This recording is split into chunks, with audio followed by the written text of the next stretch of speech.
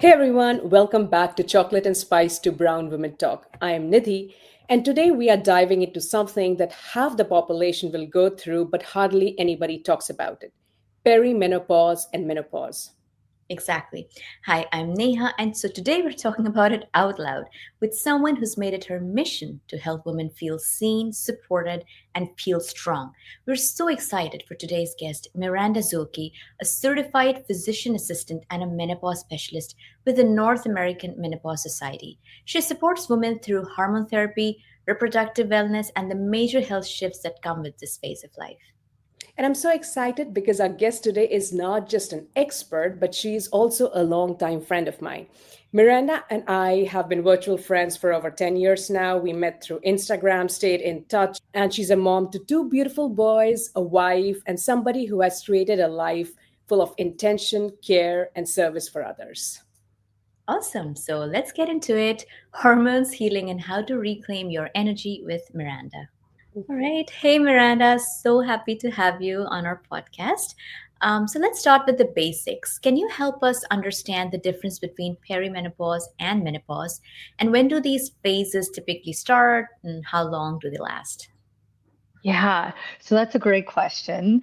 I think the easiest place to start, and this is kind of how I teach it to the PA students and the medical students at school as well, is menopause. That's like the easiest thing that we kind of define. Like textbook, it's when your period has stopped for one full calendar year.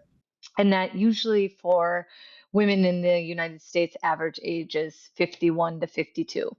But our bodies don't read the textbook, and women's bodies definitely don't read the textbook. So you hear a lot about perimenopause. Am I in perimenopause? And there's no test, no real diagnostic tool that we can use that can test that, but that is the transitional phase before menopause.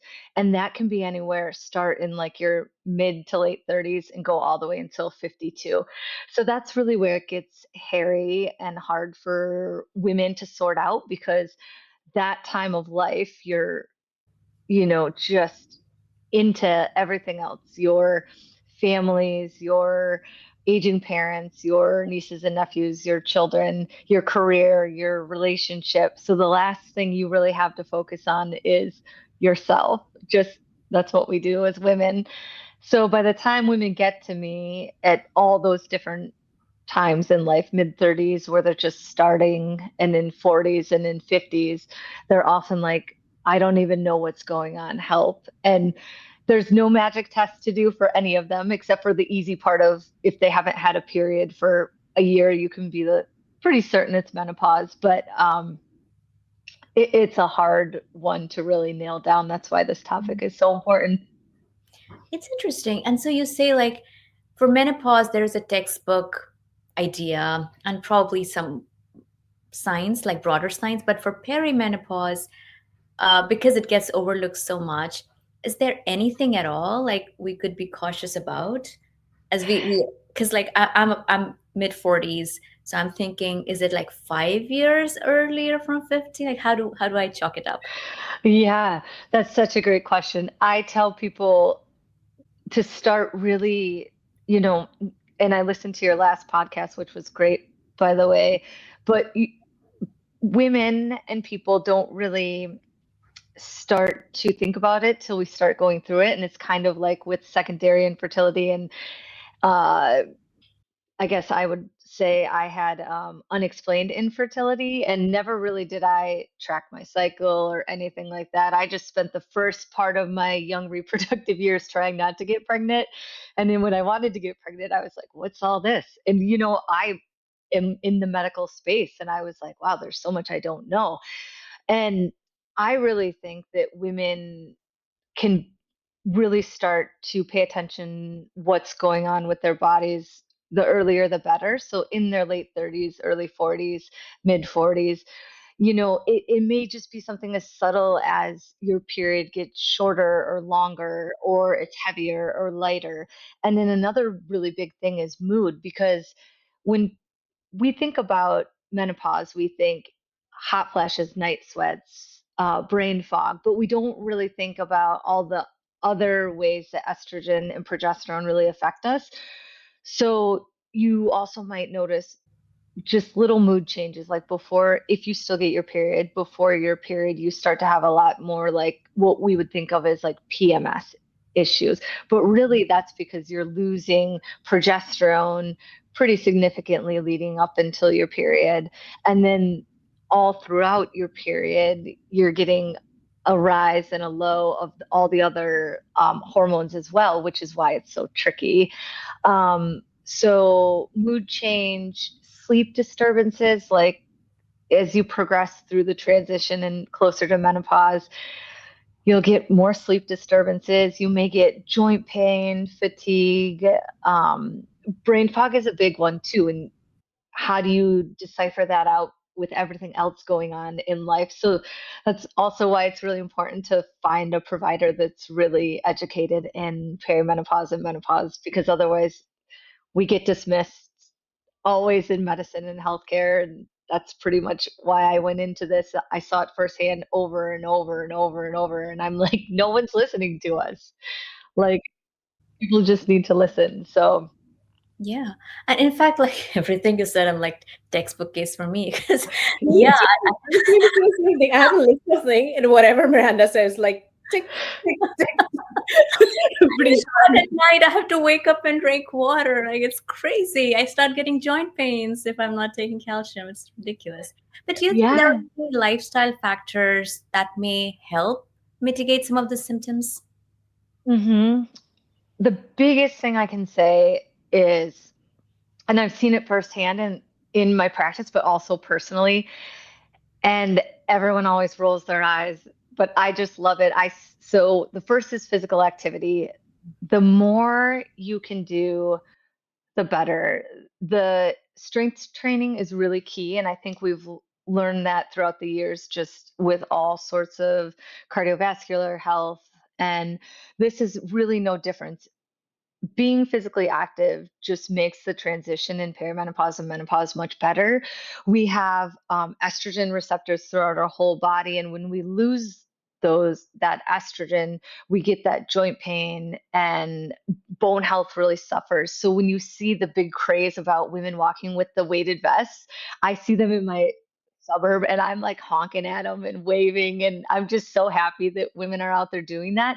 But that really will help prevent osteopenia, osteoporosis, all these things that really, as we age, we can't undo. We can prevent and we can, do some other things, but really, if you get if you get through life and have a really low BMI and you don't have much muscle mass and you're more at risk for falling, then you fall and break your hip and it just leads to all sorts of bad things. So I tell women my goal is to set you up for success for the remainder of your time, Yeah. which historically has been looked at as, 40 over the hill, menopause, but really to me, I look at menopause as like this rite of passage. By the time you're mid 40s and 50s, like you have arrived, you have survived all the BS to get there.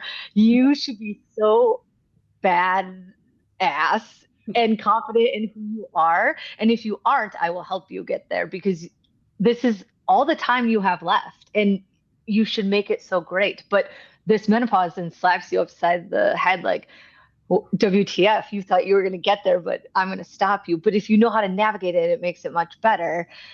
So, physical activity is one, weighted vest, strength training. Another thing really is alcohol. And uh, I could talk for 3 hours just on this. And I love alcohol, and I think I'm way more fun with a little drink. But really, when you dive in and look at it, our culture is just, and I live in Wisconsin, so we are like the drunkest state. Beer and cheese is what we do and what we do well.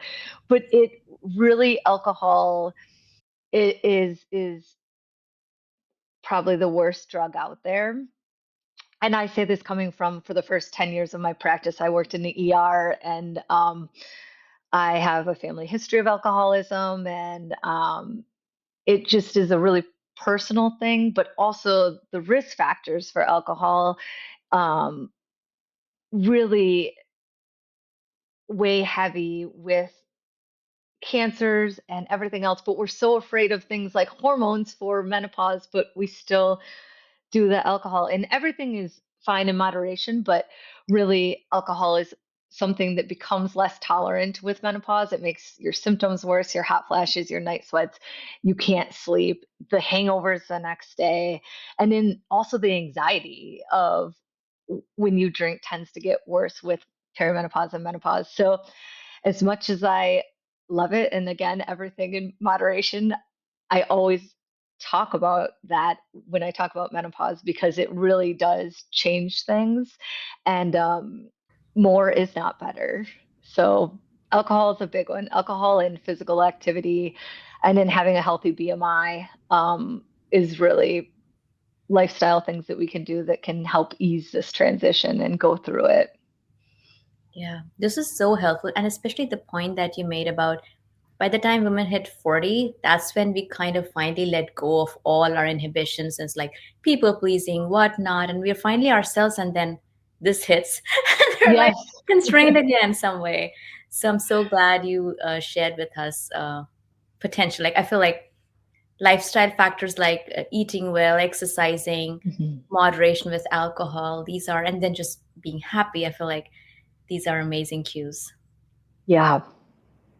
And I will certainly have a drink with you when I see you, Miranda. But you will be very happy to know that in last couple of years, I have drastically reduced my alcohol consumption, and I'm maybe one drink in a couple of months, and I do feel better. My Yes. metabolism has gone down, and I sleep much better, and I can certainly connect the dots. What was causing so much discomfort in my life? So certainly. Yes.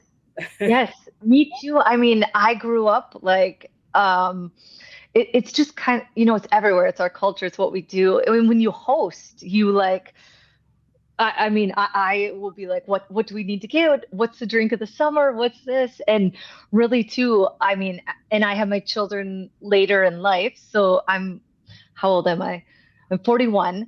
Um and my husband will be 46 actually tomorrow. Um but we've really noticed too, it's harder. Everything's harder, but our sleep, I've never gotten this much sleep and good sleep in my whole life now that I'm not working in the ER as much and doing all those things. But then I have these two little kids, but I can't imagine if I still like had as much alcohol as I normally do, I would not be able to function. And it really does. There's also a power in it, kind of. I go against the grain in everything I do, so I'm kind of like when I have menopause events, we do a mocktail and a cocktail, but it is an important thing to really kind of hone in on, and you do feel better, which is awesome. Shifting a little bit on the personal journey, so you have built such a powerful platform supporting women through perimenopause and menopause. So, what inspired you to get into women's health? Yeah, so when I look back, it's funny because everything kind of set me up to be here. And when I first went into medicine, I was a little bit older when I got my PA. I did my undergrad and then a master's, and then I went to PA school instead of medical school, which was a really I always thought I wanted to be the physician.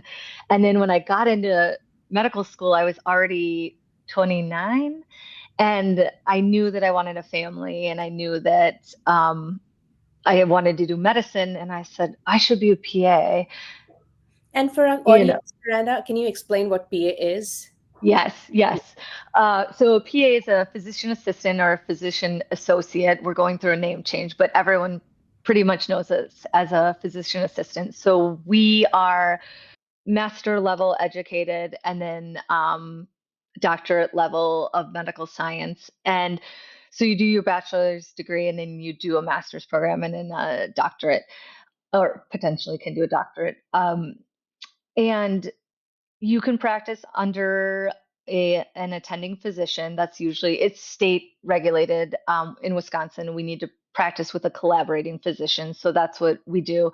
But you can really be as autonomous as you would like. We can go into any field, we can prescribe, we can um, read imaging, we can treat, we can be primary care. So for me, I went into emergency medicine. That's what I always thought was my goal, um, like old school Dr. Quinn medicine woman, ER on NBC on Thursday nights. That's what I wanted to do. And then I did that and I was like, is this it? Like, is this it? A lot of times I felt like I was like band-aiding really big things. And, once in a while you would, depending on where you practice, I did a lot of community medicine, which was very, very satisfying. But I found myself just getting more frustrated with the system and the process. And am I really doing good medicine? A lot of times people would come to the ER and if they weren't dying or trying to die, it really wasn't great care. We were really good in emergency medicine at the uh, things that are trying to kill you, but everything else were just mediocre. And for me, that wasn't enough. But it was hard for me to leave the ER. I loved it. It was definitely my first passion and love for medicine, but there was something missing. So I always had a sexual health, women's health interest, but there's no programs in the United States. And there was one in the Netherlands, but I was also amidst my own IVF fertility journey. So I couldn't exactly go somewhere and study for a couple of years. And I did a program at the University of Michigan where they trained physicians, PAs, physician assistants, and nurse practitioners to integrate basically sexual health as a counselor into your practice. So I did that program back in 2021. And then I had kind of shifted a little bit out of the ER into the role I am in now in the clinic. I am fortunate enough to work at a really great biotech company that has their own wellness center, and I'm one of the providers there. And I just kind of went to my boss and said, I want to bring this here, sexual health and menopause. And do you think people will come? And he was like, yes. And that's kind of how it got started. And then I could serve those patients. So we see our employees, their partners, and their families. But I wanted more for the community. So then I started seeing patients in a private practice. Um, and I thought that's how I could reach more women. But really, and this is why this is so important. So I'm so happy you're doing this topic. This is all information that should be free and available, and primary care should know how to do it. Women make up half the population. We matter. We are great at what we do. And this information should be available, but it's just not. And that's why I too teach at the PA school, because also physicians do not get any menopause training in their residencies. OB-GYNs don't know how to do menopause because they are very, very good at getting you pregnant, caring for you during pregnancy, and no one really owns this, and it needs to be its own niche, and it's becoming that, but it also should be accessible and free. I don't want women to have to come to me and consult me and pay me these things and to get these options. It should be known, but again, the system is broken. Primary care doesn't have time. So I'm just now starting to embark in how do I educate companies to bring this into a lunch and learn and to get this information out because it should be accessible. So I'm trying to do that. It's a passion project. So I'm sorry that was so long-winded. That was Uh, good, beautiful. And you are doing God's work. I mean, as you mentioned, oh, there is a gap in our society. Like nobody talks about it. Like everybody's concerned with like pregnancy, postpartum, but nobody really talks about when you get older and all of these things starts affecting you. So yeah, so proud of you for taking this up and doing oh, something about it. Absolutely. thank you. And it's also very surprising to me that I didn't know this, like that the medical system is not kind of already built this topic, because I just assumed it is. Like I just assumed if I were to go to my doctor, they'd know and they'd be able to diagnose and help me. I'm I'm truly surprised. It's like but very helpful to learn. I was also wondering, like, we talked about some of the physical symptoms, and there's also an emotional toll. I'm guessing, like the stakes, and if you've seen women talk to you about it, how do you help them navigate that? Yeah, and a lot of times the the biggest complaint I hear is, I got in the shower and I couldn't remember if I washed my hair, so I washed it again. And then I couldn't remember what I was going to do for this. I walked in the room, and it's more than just this little brain fog. It's more than just like the motherhood load and the parenting load. Um, and then it's also mood. And like we haven't even touched on like how this affects our partners and sexual and things like that.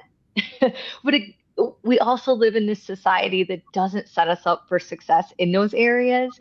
We're expected to have these amazing, um, desirable sex lives in all of this, and our libido's tanking.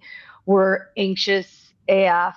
We can't sleep, and then we get irritable, and then you're more depressed than normal, and all of that can be due to the hormonal imbalance as we go through this. So really it's teasing out what is the biggest thing. And each woman I see has a different goal and a different I always ask, what are your goals of seeing me? What do you want to work on? What do you want to um see improve? And then we kind of go from there and walk through, maybe some hormonal options or non-hormonal options. But it also brings up women as they age constantly get dismissed and easily put on a new SSRI or antidepressant or anti-anxiety medicine during this stage. And really, they probably just needed a little bit of estrogen and or progesterone or a little bit of testosterone. Um, and that's what really becomes a problem because we're scared out of hormones from the Women's Health Initiative back in 2000 era from hormones, but also physicians. There's still a lot of physicians and providers, all encompassing, PAs, NPs, that are afraid of hormones because of that. So it is a problem with educating the system and the medical education. That's interesting. Yeah, I feel like hormone therapy is such an unknown, and therefore it feels intimidating. And you also touched a bit about the sexual health and the relationship side of perimenopause and menopause. And so, do you think, like, how can women feel supported with one, like, what? Sorry, I'm going to rephrase my question. Like, one, what are the changes that may happen with perimenopause and menopause as regarding to women's libido and sexual desires? And second, how can they be supported or helped? Yeah, education is power, knowledge is power, your support system, your village for raising your family is also your village for going through perimenopause and menopause, and partners too.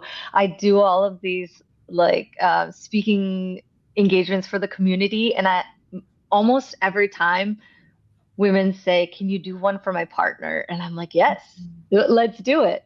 And no matter who you're partnered with or if you're even solo, these changes matter, low libido, lack of connection, vaginal dryness, painful sex, all of those things. Like nobody's going to want to do anything if that's going on. But how often do we even get asked about that? Like I went to my provider, my physician provider, um, for my physical, and a lot of things stood out. Number one, she didn't ask about sexual activity. Maybe she assumes I'm infertile and I don't have sex. I don't know. Uh, she didn't do a breast exam because I had gotten a mammogram, and she was like, "Well, if you find any lumps, let me know." I'm like, "What?"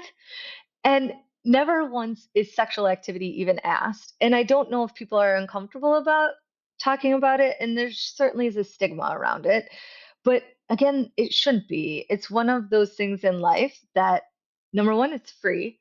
Number two, we need to put more connection and emphasis on creating relationships as we go through all of these stages of life. Like your last podcast, I loved because, the newborn stage, you kind of forget a little bit and then you're like, oh my gosh, I can't ever, like, that was terrible. But we don't even talk about that in relationships. And then you go through perimenopause and menopause. We definitely don't talk about sex then. Women come to me and they're like, I haven't had sex in 15 years. But I also have a young population that comes to me and says the same thing. And it, sexual activity altogether is a whole other topic I could talk for days on, but we don't nurture that relationship like we really should.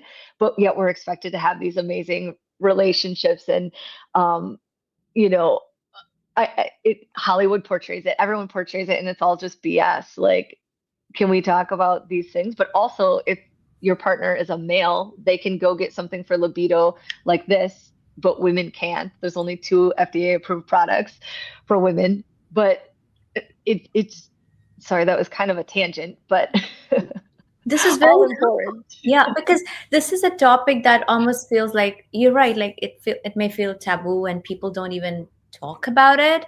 And so, one of the goals of our podcast is no topic is taboo. If it helps anybody, we're going to talk about it. So I'm really very grateful that you touched upon it, and you actually dove really deep into what the problems could be, and the most important thing being your partner should have an awareness of this problem, and you should be able to freely talk to them about it, which is super helpful.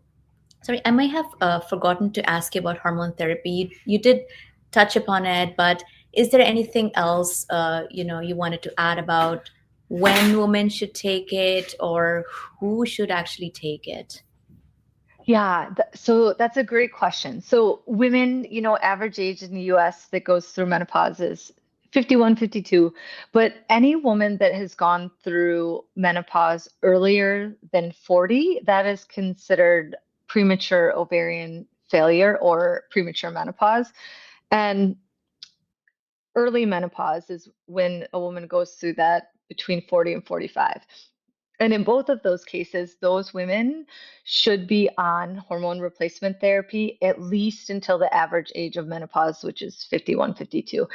And when I started doing this, I would be a little hesitant to share that with women because I didn't want their providers to be, I didn't want to badmouth their providers, but it really, again, comes down to the lack of education in menopause training. And a lot of times, too, though, women get dismissed when they go to the doctor and by even other women providers, and they say, you're too young to be experiencing this. This can't be it. You can't have hot flashes. I just saw someone in clinic who's 38 and she had not had a period for an entire year, which is the definition of menopause. And her primary care had said, that's not possible. And then they drew her FSH, which is an indicator of menopause. And that was very elevated, and it basically supported the diagnosis of menopause, premature menopause. But no one had told her anything about being on hormone replacement or you should be on it. And when she came to me, she was in tears, and I said, well, you actually need a higher dose than what they ended up starting her on. And her provider, I think, was not knowledgeable about it, but she basically was afraid to increase her dose. And we increased her dose, and it made a world of difference. And it's not anything to be afraid of. Hormone replacement therapy is relatively safe for the majority of women. There's certainly contraindications where you can't take it, but for the majority of women, it is safe and a very, very reasonable option for this stage of life. That's awesome. I think it's super helpful for everybody to learn that one, it's safe, and second, when are the scenarios you should definitely go ask for it, especially if your doctor's not offering. Yeah, super helpful. And a quick question on hormone therapy, like when women come to your clinic. So, what are the factors that help you evaluate if this patient is a good fit for hormone therapy? Like, is any test? that you do to come to that conclusion? Yeah, so easiest is when they have not had that period for a year and they usually need a little bit higher dose of estrogen than I would start someone maybe in perimenopause. But really, it just comes down to listening and getting that clinical history. Like, what are they feeling? What are they, because also by the time we get to midlife, we're complicated creatures and all of our baggage comes with us. So I usually spend a good amount of time teasing everything out. And almost all the time libido is brought up, and I always say, okay, we got to remember libido is multifactorial though too. Like we have a lot to work on. Everyone wants me to like cure them with like this great sex life and no more symptoms and all the things, but it is like a work in progress. And two big things I kind of want to touch on without being overwhelming with the medical information. And this is another reason why I got into this. When we are going through our peak reproductive years and we're put on birth control for contraception, the only question that's really asked is, do you have migraines with aura and do you smoke? And those are kind of our risk factors for we don't want to put someone on birth control because of the risk of basically clotting in the simplest terms. And I say, okay, I see that. But we put them on an extremely high dose of hormones. And what those hormones are doing for birth control is taking a magic wand and shutting off the ovaries, suppressing them down because we do not want you to get pregnant. When you look at that level of hormone, that level compared to hormone replacement therapy, when we don't have any estrogen or progesterone or testosterone left, or very little, all we want to do is take like the salt and pepper and add it back in. We're not trying to suppress those ovaries anymore most of the time because they're still not popping out an egg and risking ovulation and getting pregnant. Sometimes in perimenopause there is, but you still need that contraceptive piece. But the medicine part is such a lower dose of hormones that it shouldn't be made scary. And that's my biggest beef too is in reproductive years, we hand out birth control like it's candy, and we don't ever scare women into this might cause breast cancer, this might cause a stroke, this might cause a clot. But then they get midlife when we finally arrived into who we are and are being our badass selves, and they're like, you can't have this. And I'm like, I'm sorry, what? That doesn't make sense. And it is true,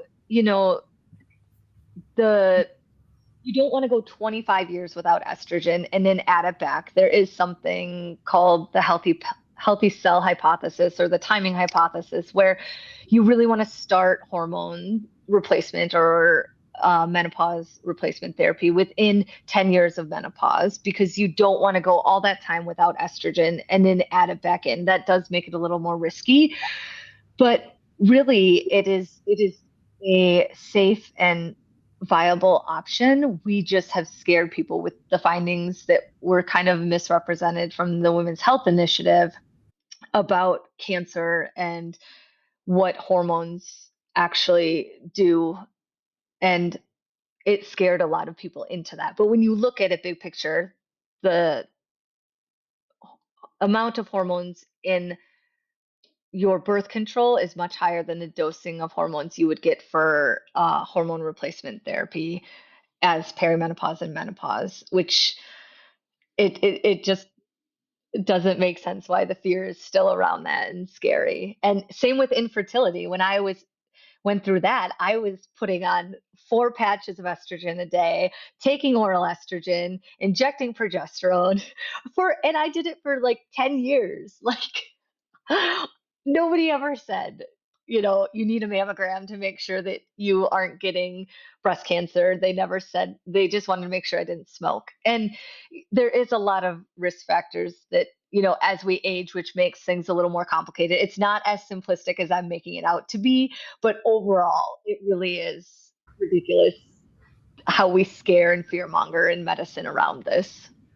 Wow, mind blowing. It's such good information. Yeah, I was going to talk about advocating for health, but I think you spoke so beautifully about how we can do it. Like the mindset that currently we have. Like you brought so much beauty to perimenopause and menopause. Like this is the beginning, right? I mean, obviously there are bad things about it or not so comfortable things about it, but what other like mindset shifts you wish more women embrace during this phase of life? Oh, oh, my favorite question. I mean, my whole goal is that, I mean, I, I I am like the ultimate hype girl for perimenopause and menopause. I just think women, like, look at what we do. We run the world like needy. You know my fertility journey and like how two strangers carried my children. And it is constantly life, like women showing up for women. Like I have a great partner, a great husband, but he doesn't do what we do. And I just think women have this bond and we create life and we sustain it and we do all these things. And I just want every woman to know, like by the time you get here, like you truly have arrived. You have, this should be a stage like on fire, like literally not with hot flashes and night sweats. Like we'll take care of that. But because you're so just in love with who you are and happy with who you are, and everyone is so unique and has such a journey, and that's what I love, and that's what makes the medicine of it so hard. Like a lot of times I'm like, oh, I tried this, why doesn't this work? But maybe she needs a little more of this and a little more of this and not this. And but that's what makes it so beautiful, is that we're all so uniquely different and offer so many things, but we are just out there killing it. And I think at this stage we're unstoppable. And I think once you figure that out and you believe it and you truly live it, I think there is nothing that women can't do. And I will like die on that hill. I like cry with women because I'm like, look at you. This is it. Look what you're doing.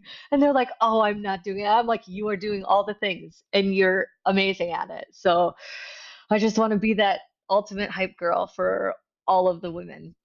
You've already made my sister cry. She cried. I'm pretty sure she's tearing up right now. I find it so beautiful. I mean, your advocacy, especially the way you put it, like we've only just arrived, and then something, society, culture, like a misunderstanding is again clamping us down. Like why, right? So love your advocacy. Oh, yeah. I make my husband come to these talks, and I'm like, first of all, you need to understand what we're going through, and you need to be ready, and you need to tell all your friends because it is not just our problem, too. Like the support and, just the things that come along, too, as we get there, like, sexism, ageism, they don't have that. Like, all the stigma around everything, dyeing our hair, aging, it just, but we're so badass. Like, Yeah, doing it. mm-hmm. Yep. So, one last question for you. Some of our audience are in their 20s and early 30s. And what would advice would you give those women that they could start doing right now to prepare for this transition in life? Yes, I would say track your symptoms. When I went through infertility, which kind of kicked this all off, I was young. I was 30. I had my first miscarriage. They said, "Oh, you're just stressed. It happens." And I knew that medically, the statistics, and I really didn't even know all the things I should be doing. And then I really started to lean into tracking, like tracking my cycle, tracking this. And that's really true with perimenopause and menopause is figure out what's normal for you because there is no normal, no normal. People come in everything. Everyone wants to know the normal or, you know, is this right? Is this right? Is this right? Like everyone is so different. I have a twin and we are so night and day different.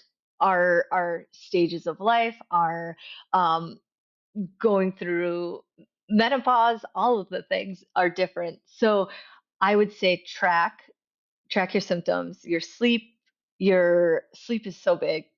Sleep, mood, libido, uh, shift, anything that doesn't feel right. It is difficult because I think there's a big movement, as there should be, for this right now. But I also want people to be very aware and cautious and hesitant with anybody that says balancing hormones. That's BS. Like, run, they're going to take your money. There's no balancing of hormones because the menstrual cycle every 28 to 32 days is constantly like this. In perimenopause, you're like this with all your hormones: estrogen, progesterone, LH, FSH, testosterone. And there is a way to quote balance them, but not at the cost of supplements and all the other things. So just be very, very cautious when you kind of get there and lean into it. But I also understand women are so desperate when they get to this phase too. They'll try anything. So I think, again, knowledge is power. Track everything that you can.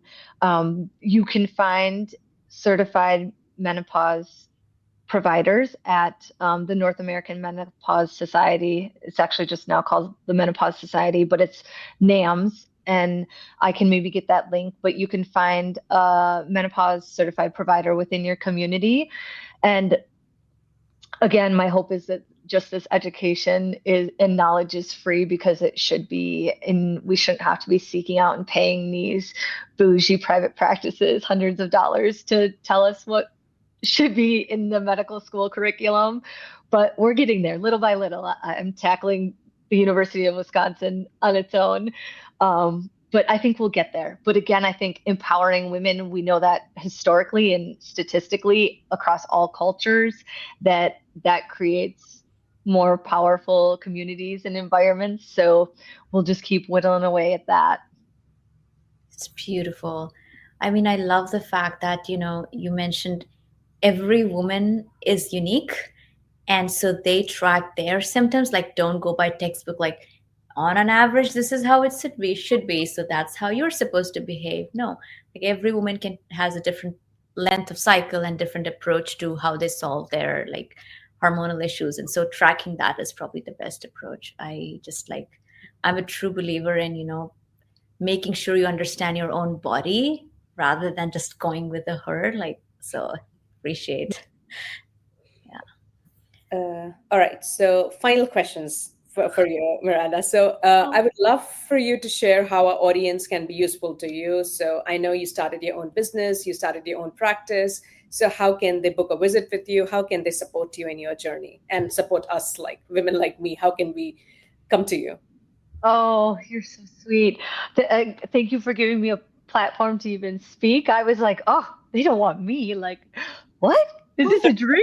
And I was like, uh, yeah, so I'm just getting ready to launch my business Midlife Rising.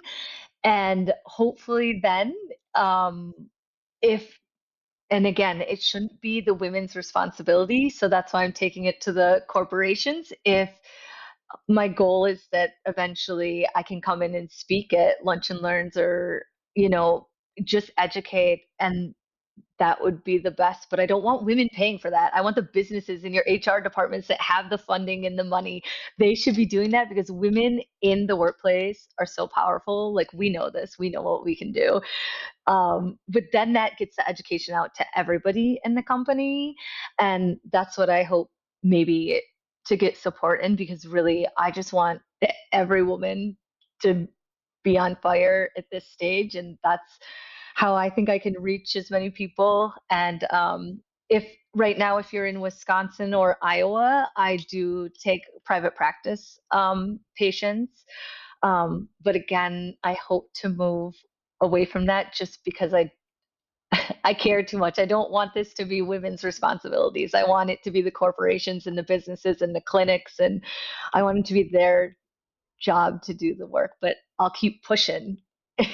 Nobody's going to tell me no. So And so just to confirm again, so this like Women's Rising, I think, I don't know if I got the name right. Women's Rising is something that you've started that you're helping corporations lean into other women's health while learning from your Women's Rising. I guess. yep, Yeah. yep. So midlife rising, very, very close, midlife rising. But then then I think. so I don't really know what I call it, maybe corporate wellness. Um, and then hopefully my goal is that benefits teams will then reach out to me and say, hey, come talk at this lunch and learn. I did it for my company and 70 women showed up and I was hoping like two would come and it's easy. My job's easy. I just listen to what they want and they keep telling me to do this more and I'm like, okay, well, let's do it then. So It's amazing. Amazing. Yeah, thank you so much. This was so amazing, Miranda. Cannot even explain how appreciative we are for you taking the time. I'm sure you have a super busy schedule and for sharing all the knowledge and empowering us. And for our audience, you can always find us at chocolateandspicetalk.com. We've got blog posts, episode notes, behind the scenes stories, and more. And we'll add the links that Miranda talked about today as well in the blog post. And if you've got thoughts, experiences, or questions you want to share, drop us an email at hello@chocolateandspicetalk.com or send us a message on Instagram at chocolate and spice talk. We truly love hearing from you. Thank you. Bye. Bye. All right. bye.